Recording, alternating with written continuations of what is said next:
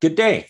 We've got CEO Charles Webner of RDARS joining us. RDARS is a developer of automated physical security systems leveraging AI and robotics. It's Thursday, July the 6th, and I'm Martin Gago with Market Radius Research. Please remember, this is neither recommendation nor investment advice. We're here to learn about the company. Charles, thank you very much for joining us, and please tell us how RDARS is changing the world of security monitoring systems. Thank you, and thank you for having me today. So I am the CEO of a company called RDARS, which stands for Real-Time Drone Alarm Response System, and this is about having a drone assist in the security of a property. We are a public company. We trade on the Canadian Security Exchange as RDRS, and we also trade on the OTC down in the States. Our website is rdars.com, and a lot of information and nice pictures can be seen on the website. I'll take you through a presentation today and all about the company and where we see we can make a difference in the future of security systems. So I'm just going to flip through these slides as a disclaimer. Okay, RDARS is an autonomous robotics drone company designing state-of-the-art, real-time, next-generation artificial intelligence security systems.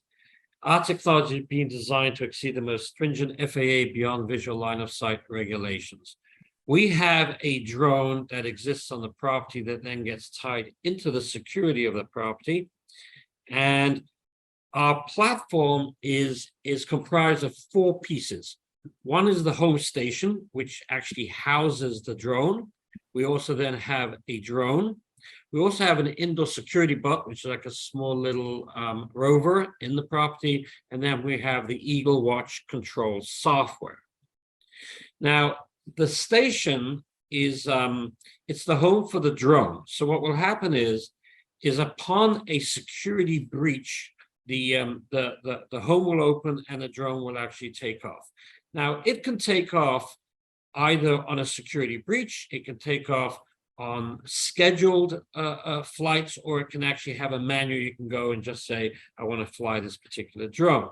And the idea is that this particular drone and the nest is going to be remote from the operator. So you could have, we have a command and control center, which we'll talk about in a sec, and then they'll be flying the drone or managing this drone that could be 100 miles away, 1,000 miles away. This particular nest, it's a all-weather, it's redundant power, it's off-grid, and it's remotely operated. So that would be the actual drone station. Then we have the drone, which is uniquely designed. It has a 30 minutes all-weather flight and redundant communications. Now, the actual communications of the drone is very interesting because the drone box will have Wi-Fi, and then it will communicate to the drone. And if the Wi-Fi gets cut, the box itself also has cellular communication. The drone will have cellular collocation. The drone actually has dual band cellular, so it could be, let's say, on two particular carriers, it's a Verizon or AT&T. And if all fails, the drone box also has the Starlink satellite communication. So it's almost a fail-proof communication system that will allow to monitor this particular property that the drone is housed on. The indoor security could be tied into a rover. Not everybody would want it, but some people may want to have a particular a rover in the property. And something like this would be perfect for, unfortunately, what we're seeing in active shooter situations, whether they're in malls or schools, is that if there is an active shooter, then the drone would take off. It would provide outside, within seconds, outside information about the what's going on at the property, and then you could have the indoor rovers running around the property to provide information on the inside, and they're all tied together. So it kind of completes the entire system. And then we also have over here, which is the Eagle Watch, and this is probably the most important piece, is that there's a command and control center. So whenever there's a security breach, what will happen is there's an immediate transmission, real-time live to the control center, and then the control center can then manage and pilot this particular drone, and it could be on waypoints to waypoints and in pre-programmed particular missions over this particular property.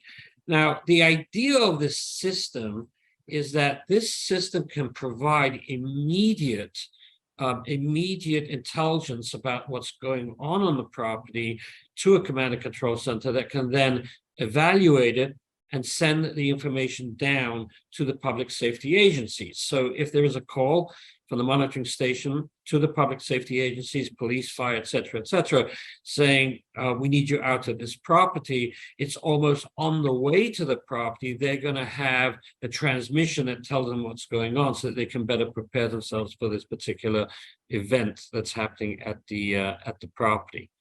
And just to be clear on this, this is RDARS is running its own command center where you would do this as a service for your clients. It's not like me, the homeowner or the mall owner or whatever, would be running my own command center. Correct. So our market, which we'll talk about in a minute in this particular presentation, is that we will provide this particular service. So yes, if there's a security breach, immediately some pilots at the command and control center take control and manage it.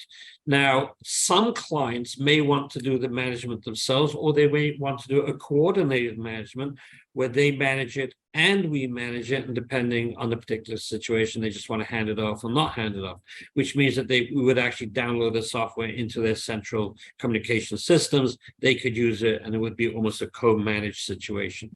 But the answer is yes, that for the most part, we would be managing this particular.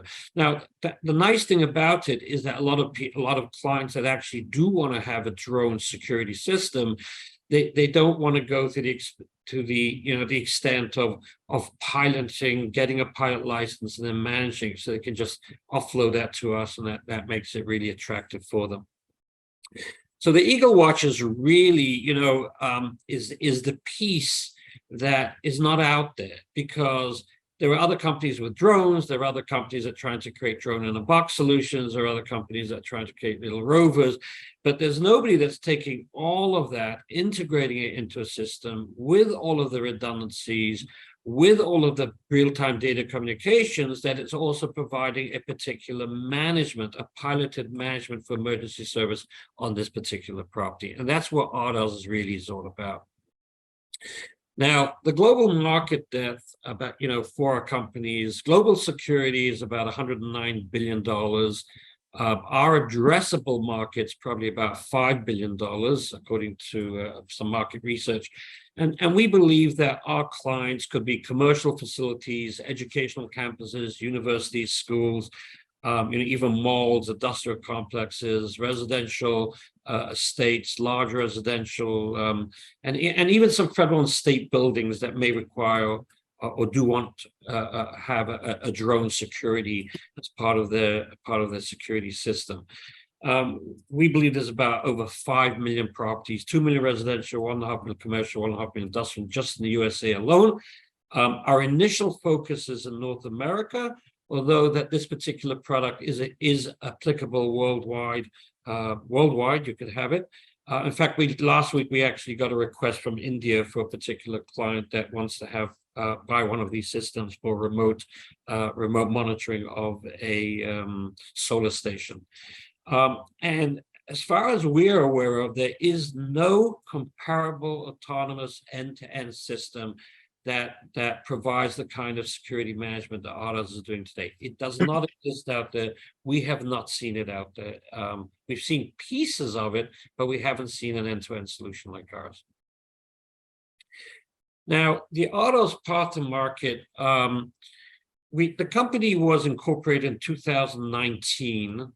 And in 2019, we actually came out with a prototype. 2020 was a year of COVID. It was difficult to continue really in COVID and COVID environment. And then in 2021 and 2022, we finished the product design and development. We are actually into building the machines right now. In May 2023 was the final testing of the systems. And in June 2023, we're starting to get some deployments out there. I think we've done press releases on 2 particular sales that we are starting to put these systems out into the marketplace. And the plan is to put as many of these as we can out there this year, which is 2023. We will be filing the BVLOS waiver filing imminently. This is really the key to everything, is the BVLOS, which is the beyond visual line of sight. Now, under FAA rulings, you cannot fly a drone beyond line of sight.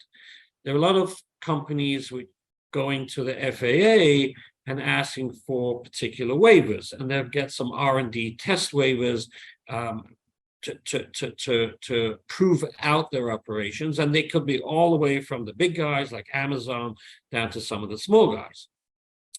There is no blanket waiver certification BVLOS yet at any of the regulators, both in Transport Canada, in Canada, or FAA in the States, although the regulatory regime, everybody agrees, is coming, and they will be allowing this over time, over the next year or two.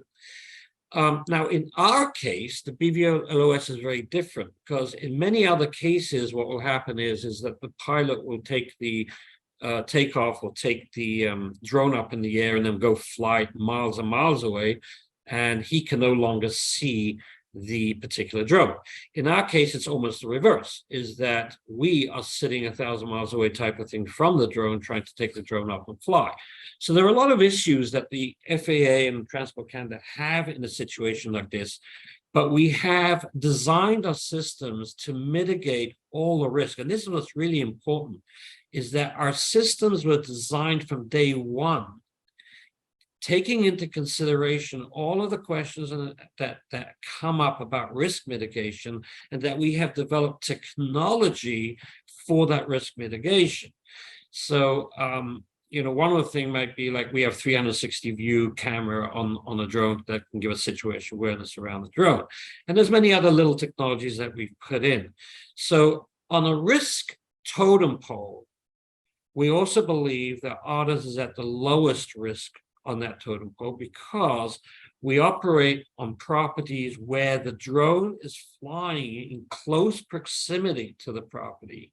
We're not flying 3 miles away or 20 miles away or 200 miles away. We're flying 25 feet away or 50 feet away. And in fact, both the FAA and Transport Canada have both indicated, and in fact, it's going to be rulings very, very quickly on this, is that drones which are flying within 25 feet or 100 feet or 50 feet of a property under certain conditions will get BVLOS. That's going to be one of their first ways of getting BVLOS out there, is what we call close proximity flying. And we fall in that category. Besides, we've also told the FAA we're going to have geofencing, and it's going to be no higher than 100 feet, et cetera, et cetera. So we do believe that BVLOS rule expectations, providing waivers, is going to be coming very, very quickly. We are of that belief. And then we continue to roll out commercial customers. And in 2024, 25, and 26, we're really looking to start to build relationships, which would be channel partner relationships, and scale up operations. So if we look at the path to market, is that we've been at this for 4 years, 2019, 20, 21, and 22, 23. And we believe that in 24, we're going to be scaling up. Our funding and capital use to date is that we've been at this for 4 years. We have spent a total of $5 million, 3.7 is spent on R&D and drone production, 1.3 on working capital. And we are at the tail end of all this, really close to getting through the FAA and getting into scale up in 2024. This is just a summary of our capital structure, which you can find us on the internet. We have about 17 million shares outstanding. The stock is trading probably around 20 cents in Canada and the US. On the teams, there's myself as the CEO founder, and I have Jason Braverman, who came from SkyX, that is a chief technology officer, and he has an incredible team developing all of these systems, which are ready to go. We find the space very, very exciting. We believe there's a lot of demand for this product out there. Wherever we go, people are really excited about the product, and it it's a very forward-looking product. It really is. You know, if there's any situation on a property, drone takes off, flies around the property, and provides immediate information to the public safety agencies, and actually can evidence record and take pictures of people, pictures of license plates, and get everything it needs on the property to help solve the security. All right. We do have a few partners. Our original partner, still a partner, was Easy Aerial. And Easy Aerial, actually, when we started with this company, I approached Easy Aerial. They are a company in New York that produced this technology for the US Air Force. They have deployed some systems for the US Air Force, so it is a military-grade system. Originally, when we started with Easy Aerial, they are partners, and they still are partners. We had a license to the technology, and then in 2021, we redid our technology agreements where we actually own our portion of this technology. So we entered into an ownership IP on this. So it really comes, this particular design system and technology comes from Easy Aerial, which is a U.S. defense contractor. And then we commercialize it and put it into the commercial, and we now own that particular piece of technology. And these are some of our other partners that we're working with. And we believe with the right time, the right place, with the right product, people, technology, and our solution is really tailor-made for the market. And we believe we have the ingredients to succeed. We're focused on this 24/7. All right. On a few slides back where you talked about the FAA regulations and those milestones, yeah, if you could flip back there. The Part 107 waiver in July and then the ruling in October, does that mean you're filing for it in July and you expect to hear back by October, or what exactly are those milestones? We believe that it'll be it'll be a relatively quick ruling, because all of our filings have now taken in all of our discussions and designs and technology integrations to date. So it's not like we went to them and then 3 months later, well, what about this? And 3 months later, what about that? All of the what about this and what about that discussions have happened to date. So we're talking about coming in with a product that has been built with everything that has been discussed to date. All right, so yeah, go on to the product itself. So it is fully, besides the FAA certifications, it's a good to go product. It's fully functional. Obviously, you'll add more features as you go along, but it's commercial ready at this point. It is commercial ready, correct. We are actually building 4 machines to be deployed in Miami at the LTC, and we're going to be in the market very shortly with those products. Yes, the system is ready to go. Both the drone and the little robot, I don't know if you go back to those pictures, how big are they? Like, how big of a drone and how tall of a robot? The drone is it's not that big. It's probably about 10 inches by 10 inches. It's a small drone, but it flies for half an hour. Okay. And it fits into the box, which is nice. And the rover is actually not yet ready. I have to say that the rover is not yet ready for deployment. That will come later. But the drone nest and the drone and the watchguard is all ready. And it weighs like just under 2 pounds. It really is a very small, nifty, high-powered drone. Has RTK on it. It has a landing through Q through camera, a visual observance on the Q code. It's a very small but very powerful, high-powerful drone. Gotcha. Okay, and so essentially the alarm goes off, and then either automatically or someone at control station center says, okay, send up the drone, and it either flies a path or the guy there zooms around and sort of checks out the what's going on the outside to see if there's anything of concern? Well, it actually takes off autonomously. So if there's a breach of the security, door opens or gate is broken, whatever the breach is, it'll automatically take off. It just takes off because it's tied into the security.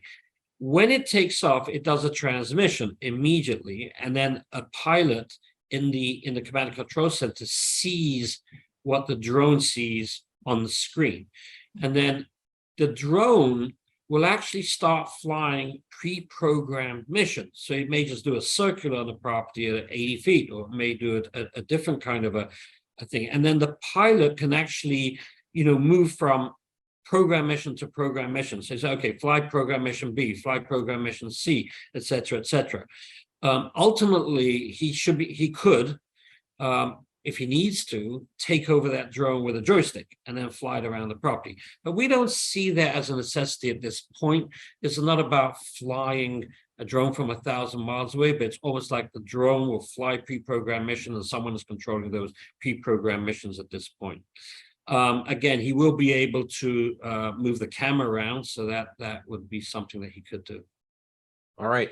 And I'd like to talk about the sort of path to market right now. The world of security and physical security is dominated by a lot of service providers who send their trucks over, monitor the alarms and that. Are you going to be competing with those types? Are you going to be working with those types and partnering with them to implement your solution within their customer network and that?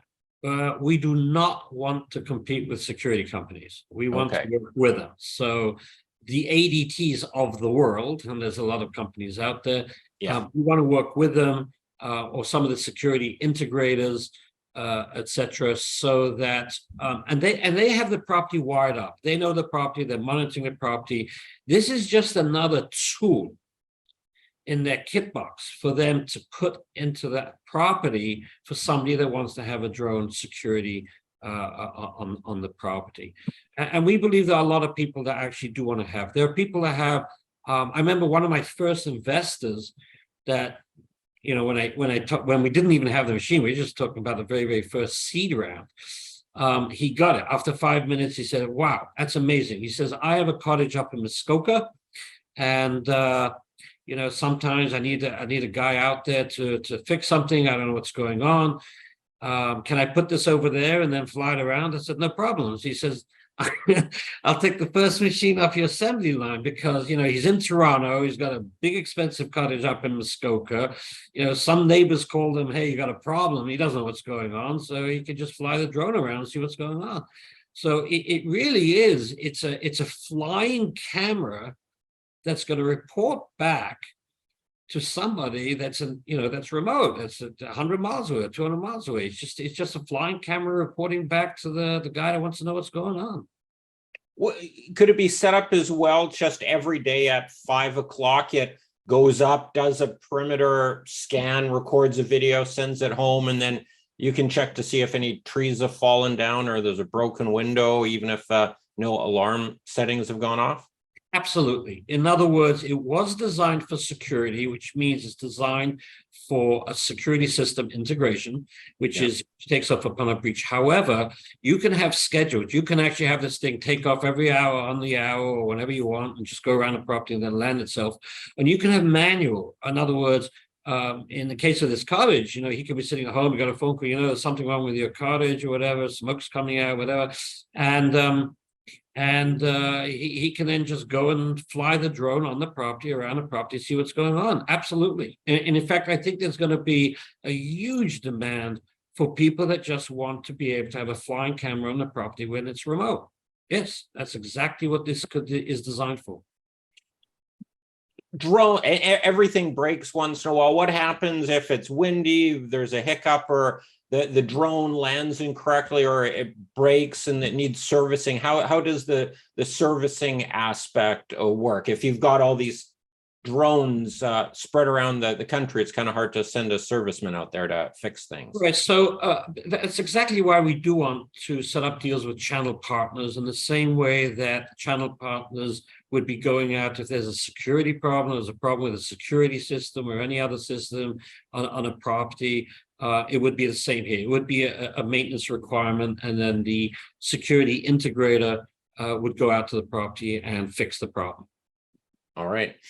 Could you, are you able to talk about pricing at this point, how you kind of plan on structuring it? Do you buy it up front and then pay a monthly monitoring fee, or what are your thoughts and your plans on that? Right. So before we actually get into scale, like, you know, we're not manufacturing on scale yet. Yeah. But before we get to scale, we believe that the pricing would probably be about $10,000. Now, somebody can either just buy it for $10,000 or get into a leasing arrangement over a 3-year period to lease it out over 3 years, and then also add to that the monthly maintenance fee or the monthly management fee, and then it would just be a monthly fee, whatever the amount is. I don't know what it is right now, but let's just say it would be $200, something like that. He would just be paying $200 a month for the leasing of the machine and also for the management fee. All right, so that's the order of magnitude of pricing. Yeah, and I think we really pride ourselves on that, is that when we look around, and there are some competitors out there with autonomous drone in a box systems, there are, but any competitor that we've looked at, they're about 30 to 50,000, all the way up to $500,000. There's nothing out there like this in that $10,000 range. We haven't seen it. And nothing out there in that price range, which is an end-to-end solution. So we decided that, you know, we really want to come in and price this at a consumer level that it's going to become an acceptable product. You know, you can have a great system out there for $50,000. You know, the consumers aren't buying it. It may be some high-end corporations or high-end installations, but we want to try to get this down to that 10,000 that people can start, or, you know, real facilities can start to look at a pricing that makes sense. Gotcha. And can you give any indication on, as you scale, what kind of margins would be you'd get at a $10,000 price point? We continue to look at you know, we always want to be in that 30-35% margin. I think that's a healthy margin to run a company. We don't want to be in at 10%. We don't want to be losing money, but we also don't want to be in the 200%. So we're looking somewhere in that 35-40% margin. All right. Okay. And so you get, you say Q3, Q4 commercial rollout. So hopefully you get your FAA ruling positively in October. And then once you have that, then you can start rolling out the system? Correct. And we start rolling out. We are in discussion with some of the security companies right now. And we want to start rolling out. Absolutely. Sure. All right. Okay. So how do you, I guess in terms of investors, what sort of, I guess you would initially announce, hey, we're partnered with an ADT or a whatever company. It's a fragmented system, their industry. There are lots and lots of service providers out there. You'd maybe press release the larger partners that you're working with, and then they would go hunt down customers, and then you would start through them shipping product and providing the service to the end user. Yes, if any deal that we do, we'll put out a press release. I think we put out 2 press releases on 2 sales already. We will not talk about anything that's in the pipeline that we haven't yet executed. But as we sign contracts or agreements with parties that can make a difference on the sales of this company, we will be putting out those releases immediately. All right. And can you talk a little bit about your burn rate and your balance sheet and things like that? Well, we have the filings. We have the filings online with CDAR and with the CSE. Yeah. So you can look that up. Just from this particular presentation, we look at company's been in business 4 years, 4 to 5 years, and we've raised about $5 million. I mean, the math of it says that we're about $100,000 a month, somewhere in that range, and that's true. Maybe a little bit more now because we are a public company, but and if you look at the filings, it'll also corroborate that. Is that our monthly burn right now is probably about 100 to 125. I think it's in that range, and that's what the public filings will also corroborate. Gotcha. All right. All right. Is there anything else have we hit all the key points here? Anything else you want to discuss? I think we have. I think that with drone security, we are in the embryonic stage. I think we really are. We haven't seen anything yet. Like, I always say the same thing. If you look out the window right now, you're not going to see any drones flying around. Okay.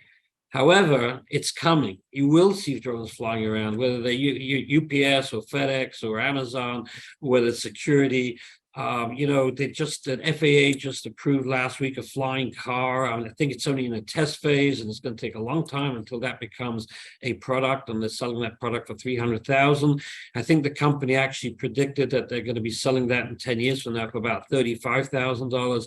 So my feelings, and I think the industry feelings are, and I think once the regulatory catches up with the technology, because the technology is way, way, way ahead of regulatory right now, but once the regulatory catches up, this is going to become part of our everyday life. And I think we're in the infancy stage right now.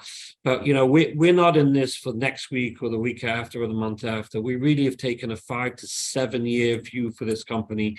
We'd like to get our product out. My wish list and my objective is to get like 1 million units out there. Whether I do it or I'm able to do it, I don't know. But the market's there. The market is absolutely there. And I think we're in the right product, the right space, the right time. We're in the infancy stages, and we're really excited to grow this business and grow it together with the industry as the regulatory opens up for the industry. And it becomes part of our everyday life. It's coming. It's absolutely coming. All right, Charles, with that, thank you very much for taking the time to chat with us and bring us up to speed on RDARS and its autonomous drones and security systems. Thank you very much. Thank you. Thank you very much.